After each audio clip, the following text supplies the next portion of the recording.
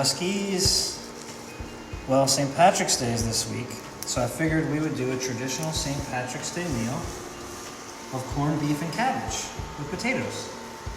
And we're gonna do corned beets and cabbage with potatoes. So I have our beets here. Let's do a little history real quick of the dish. So traditionally, right, we think of eating corned beef and cabbage on St. Patrick's Day. So that tradition must have come from Ireland with the Irish when they brought St. Patrick's Day traditions to the United States, right? Well, the answer is no. The dish, corned beef and cabbage, was actually invented in New York City. No, I shouldn't say invented. It became traditional on St. Patrick's Day in New York City. What happened was the Irish immigrants came over to New York City, right? Remember we talked about the potato famine? So they were starving. So they came for a better life in America, and most of them wound up in New York City, where many, many people from around the world who were either oppressed or starving or in search of a better life came. So there are many immigrants from all over the world. So the Irish immigrants came, and they started moving into neighborhoods with many Jewish immigrant families. And the Jewish immigrant families brought with them the tradition of corned beef. So on St. Patrick's Day, the Irish, getting ready to celebrate St. Patrick's Day, would treat themselves by purchasing the corned beef from the Jewish butchers. And then it became a uniquely Irish, Jewish, and American holiday, or cultural dish, I should say. So all three cultures contributed to the dish. And we're gonna make it today, like instead of corned beef, we're gonna make the corned beets, right? We're gonna make corned beets from the garden.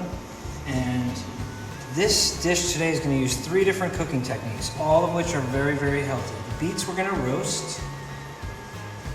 We're gonna toss them with just a little bit of olive oil and a nice spice blend, and we're gonna roast them off so they'll be nice and healthy. The cabbage we're gonna steam, just using hot air from the potatoes that are gonna be cooking in the boiling water. So boiling and steaming, also very, very healthy ways to cook, but we'll have to add a little bit of flavor because they need a little help. Okay, so we have our beets here, and we're gonna make them into corned beets. So I'm just gonna take my half a beet here, I'm gonna slice it. It's little wedges, not too thin, because we're gonna want them to be kind of soft in the center when they roast. And we're just gonna throw them in our bowl here, and we're gonna toss them up, like I said, with a little bit of olive oil. Not too much, we don't want to be greasy or mushy. And then I have this spice blend here. So traditionally when you make corned beef, you brine the beef overnight in a brine that traditionally has a lot of the same spices that pickling spices use. So we have some allspice, we have some cloves, some mustard seeds, some coriander, some oregano, and some red chili flakes. So I'm going to use this to spice up our beets. So I'm going to put a little bit in my spice grinder here. I'm going to grind it up. This is the same kind of grinder they use for coffee grinding. And we're just going to take, like a quarter of a teaspoon and just sprinkle it right on top of the beets. And we're just going to take those and we're going to toss them up and coat them nice and lightly. Make sure all those spices are on there.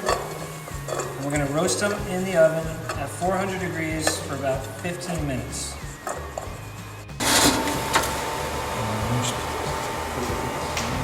Really nice greens from the garden. I'm just going to use those to make our dish look nice. We've got some red Russian kale and some chicory, it looks like, and some mixed greens. There's a little bit of red oak. Put some of that on there. And then we'll get our beets out and we're ready to go. And I'm just going to take our nice roasted beets and layer them right on top of our greens here.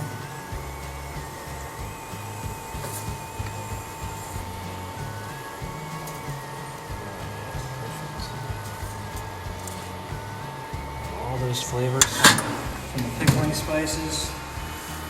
Okay, now for our potatoes. We're going to boil the potatoes.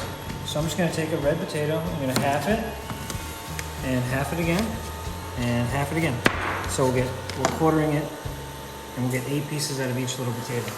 I have some already cooked in here, so I can take those out, and swap them. Get these right on our plate with our corned beets. And throw those in our boiling water. And then we gotta get our cabbage ready. So I have a little wedge of cabbage here. I'm just gonna cut that in half. And we're gonna steam it. So we're just gonna set our steaming basket right in there. And we'll take our cabbage. We're gonna let it steam once the water starts to boil with the potatoes. So we'll be able to cook the cabbage and the potatoes at the same time. And I have a piece that I just steamed before, all here ready to go. And we're just gonna drizzle everything with a little bit of olive oil. You could put a little butter on it if you wanted to, a little bit of olive oil. And a little salt and pepper. Real simple season. And there we have our corned beef and cabbage, our take on St. Patrick's Day traditional dish.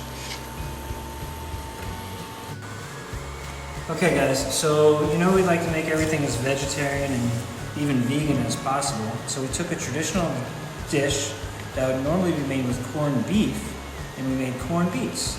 The rest of the parts of the dish are made almost exactly the way the same. You'll find it at any Irish restaurant or Irish house on St. Patrick's Day.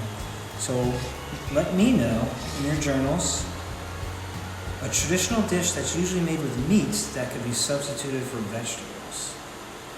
And we'll see you soon.